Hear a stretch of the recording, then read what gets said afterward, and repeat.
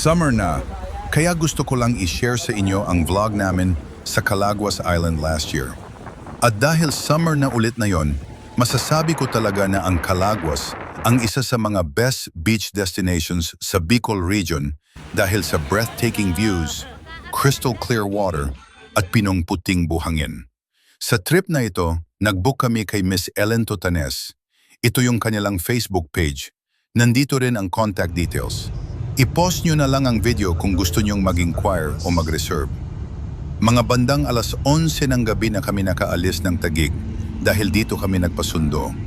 Ang biyahe mula Mall of Asia papuntang Vinsons, Camarines Norte ay humigit kumulang 320 kilometro at inaabot ng mga 5 hanggang 9 na oras depende sa traffic at stopovers. Medyo malayo nga ang biyahe pero sigurado ako na sulit naman ito dahil sa ganda ng isla. May konting aberya lang sa daan pero tuloy pa rin ang biyahe.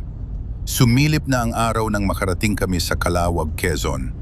Maganda naman ang panahon kaya tuloy-tuloy lang ang biyahe.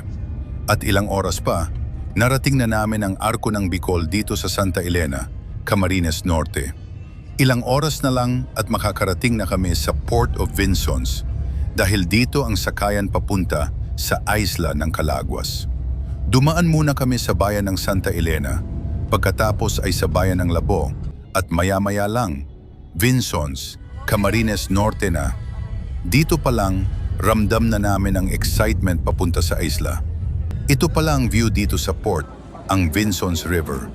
At ngayon, ready na tayong tumawid papuntang Calaguas Island. Abangan ang susunod na episode.